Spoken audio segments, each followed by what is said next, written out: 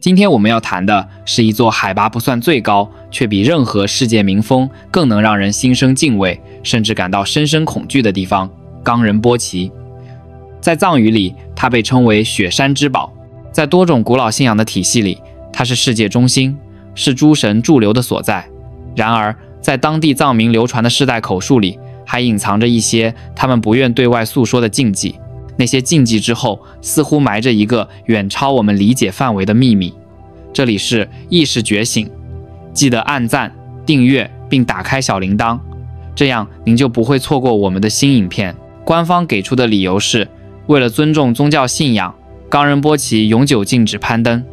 這個理由看上去嚴謹，無可辯駁。但你可曾想過，全球被奉為聖地的山無數，為什麼唯獨岡仁波齊是一條絕對不能逾越的死亡禁區？難道只是因為它被佛教、印度教、耆那教、本教四大宗教共同尊奉為聖山？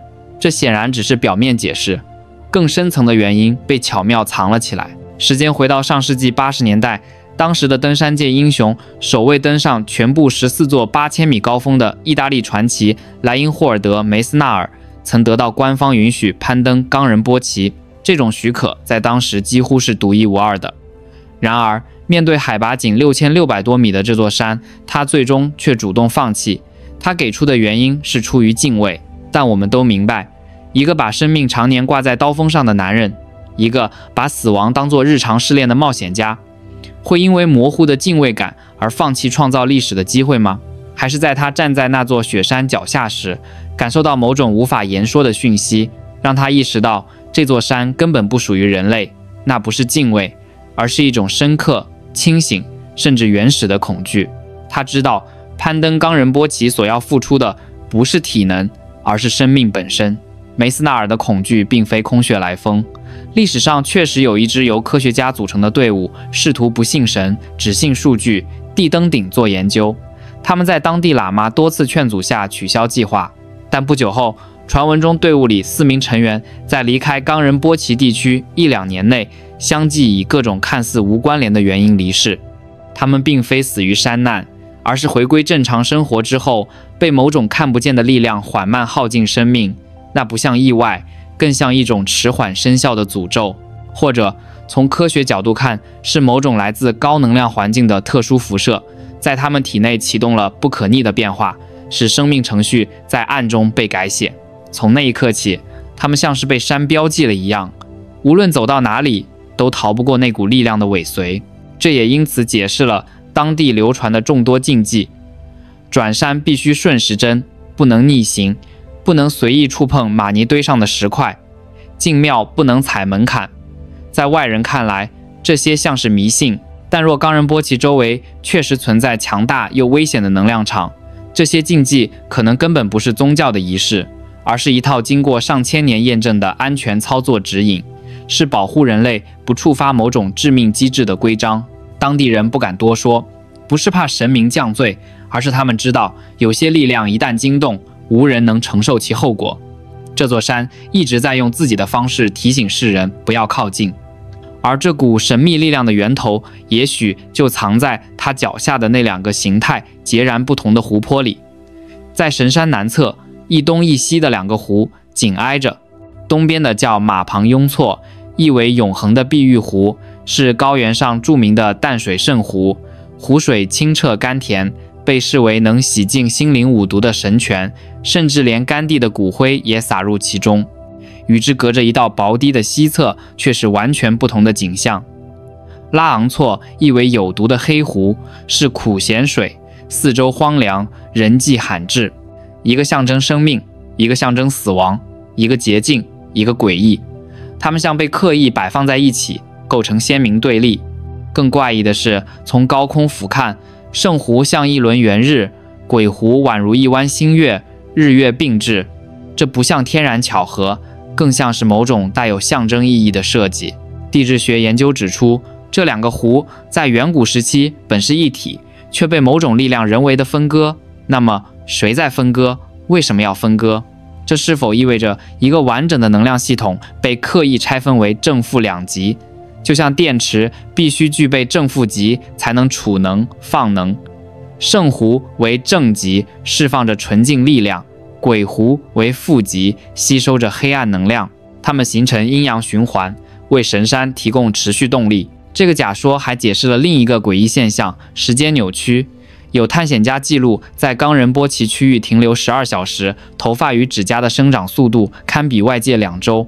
若在一個能量密度極高且雙極高速循環的場域裡，時空確實可能被扭彎，生物鐘被強行撥亂，身體出現急速衰敗，也就合情合理。鬼湖的深度至今無人能成功測量，它也許就是能量負極的深淵，是整個系統最危險的泄壓口。因此，朝聖者本能避開它。若聖湖與鬼湖構成這台能量引擎，那岡仁波齊本身又是什麼？它的形態完美的不太像天然山峰，四壁勻稱，頂端平整，整體像一座朝天的巨大金字塔。有科學家大膽推斷，它可能是被冰雪覆築的巨大真空金字塔，而周圍上百座小型金字塔構成一個龐大的建築群。如果這是事實，那岡仁波齊不是山，而是地球上最大的能量放大與發射裝置。造物主若留下簽名，會選擇最醒目的位置。岡仁波齊南壁恰好呈現古印度文明最神聖的 OM 符號，像是刻意鐫刻的印記。另外，那道十字溝壑也可能不是神話傳說所說的鬥法痕跡，而是結構性的能量線路。這些線索不斷匯聚，暗示着岡仁波齊可能並非自然產物，而是某種非人類文明的造物。最震撼的證據來自它的位置。從岡仁波齊到巨石陣，直線距離是6666公里，到北極點仍是6666公里，到南極則是前者的2倍，13332公里。這些數值精確得近乎不可能，除非這座山被刻意擺在這個位置。古文明稱其為世界中心，須彌山、昆崙虛。如今看來，這也許不是神話，而是古人對某種科學事實的模糊記憶。岡仁波齊像是地球能量網絡的核心節點，連接着埃及金字塔、瑪雅遺跡、復活節島、巨石陣等所有古代神秘建築。它們並非孤立，而是一個全球能量系統的組成。而岡仁波齊疑似是操控中心。於是問題來了，若這是一個精密裝置，誰建造它？誰守護它？四大宗教對岡仁波齊的一致神聖化，恐怕不是巧合，而是人為布置。就像4把不同的鎖，共同守着同一扇門。那些代代傳承的經典裡，可能隱藏着一本真正的核心典籍，傳統上被描述為只有少數高僧才能接觸的雪峰經卷。這本經卷可能並非記錄哲學，而是操作手冊。經文不是祈禱，而是能量密碼。宗教儀式不是積德，而是維穩程序。4大宗教在無意識中承擔着維護能量系統的任務。每次朝聖都在供能，每次誦經都在校準。這一切指向一個駭人的結論：岡仁波齊不是神殿，而是監獄。這座監獄關着什麼？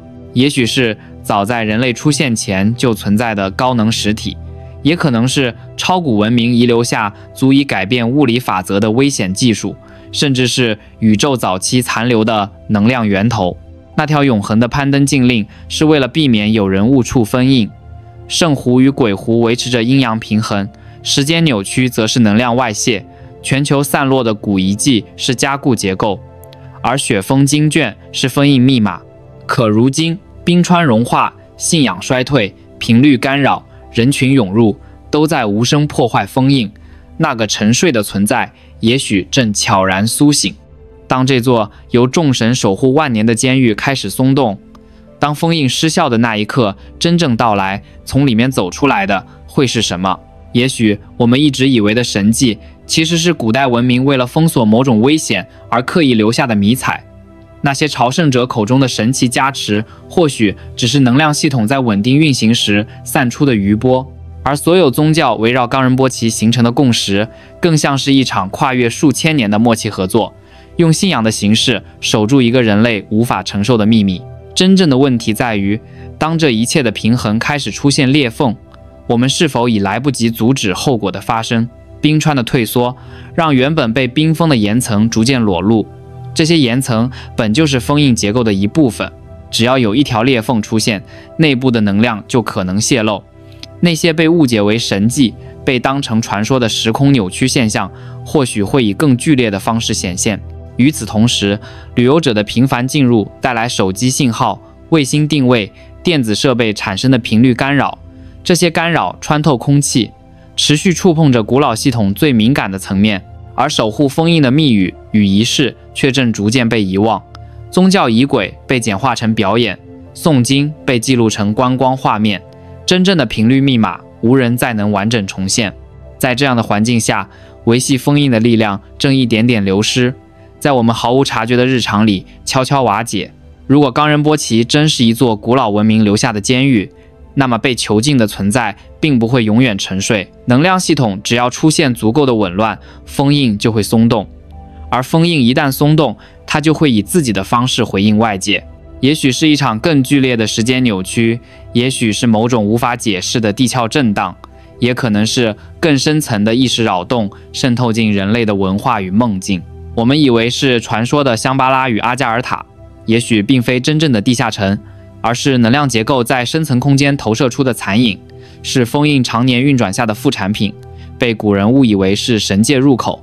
那被封存的東西或許無法用生命的概念來形容，更可能是一團具有意志的能量體，一件來自宇宙未知區域的科技碎片，或者是遠古文明試圖隔離的災難源頭。在神話中，它被稱為被放逐的力量、沉睡的主宰、混沌之心。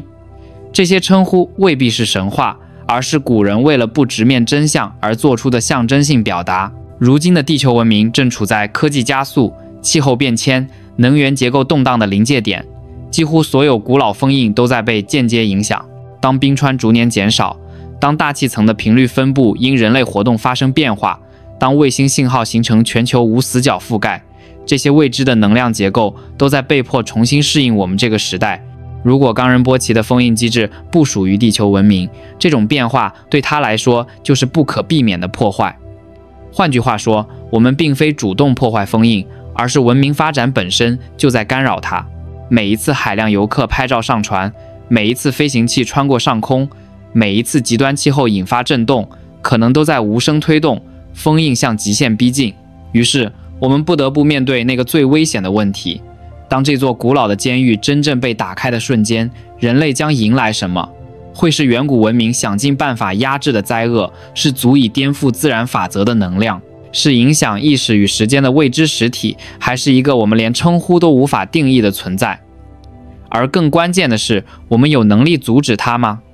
還是這一切已經注定，只是時間早晚的問題？岡仁波齊靜靜矗立在那裡，從遠古到現在，從未主動向人類伸出威脅。他不是敵人，而像一個沉默的守門人。真正的威脅也許是我們自己。當封印的密碼全部被遺忘，當儀式失效，當能量場失衡，那扇門就會無聲開啟。到那時，走出來的會是什麼？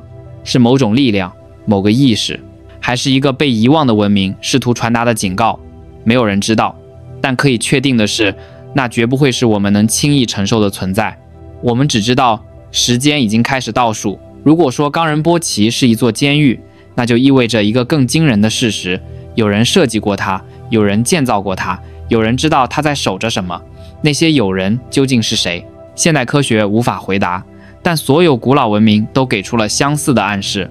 在遠古某個時間點，人類並非地球上最重要的存在。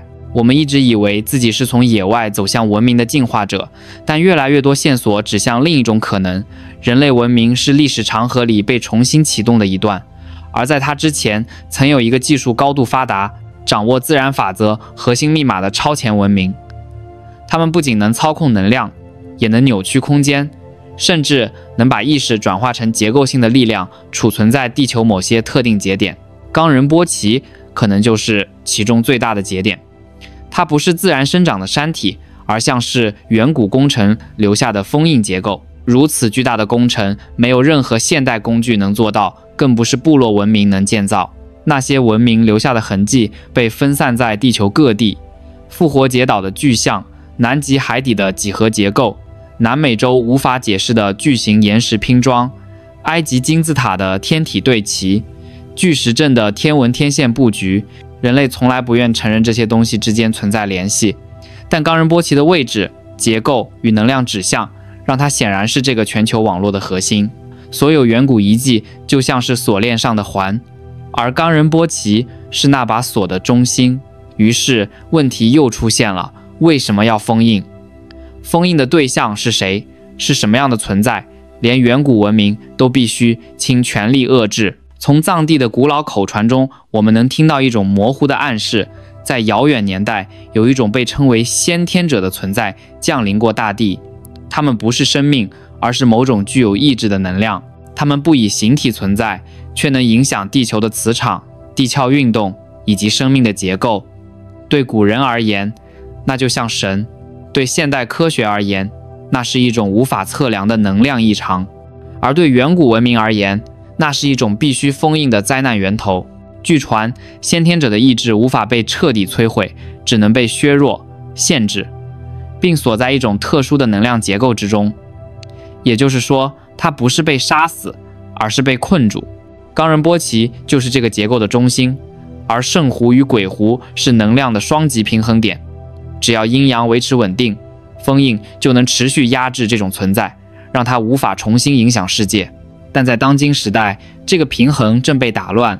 我們以為是氣候變化，其實是封印系統的自然老化；我們以為是電子干擾，其實是能量結構被頻率衝擊而產生的鬆動。那些不明原因的地磁波動、異常光柱、空氣震動，有可能根本不是自然現象，而是封印的反饋。當一個封印開始失效，它不會立刻崩潰，而是逐步釋放信號。那些被誤認為幻覺、奇談的現象，就是信號。你以為只是傳說，事實上那是封印內部的回聲。也許那些探險者離奇的壽命縮短，是因為他們的身體被暴露在封印的能量接觸面。那不是詛咒，而是一種機制運作後的副產物。那股能量不屬於生物世界，一旦接觸身體，就像把時鐘撥到極限，造成難以察覺卻不可逆的損耗。而這股能量一旦完整洩出，影響的將不是幾個人，而是整個文明。先天者不會用語言溝通，他的覺醒方式不是破壞，而是重新奪回能量結構。他不會像神話裡那樣出現形體，而是像風暴一樣擴散意識，改變時間、速度，干擾生命節律，扭曲物理規律，讓世界變得陌生、混亂、難以理解。現在看似安靜的岡仁波齊，表面沉穩，內部可能已開始出現裂隙。那座山的存在從來不是為了朝聖，也不是為了信仰，而是為了隔離某種不屬於地球生命體系的力量。我們一直在膜拜的神山，其實是遠古文明用盡最後力量建造的防線，而這道防線正在變薄。如果那股力量真的再次醒來，我們甚至無法判斷它是敵人還是審判者。它或許不會傷害任何個體，卻可能重新定義這個世界的秩序。對它來說，人類文明不過是一層附着在系統上的保膜。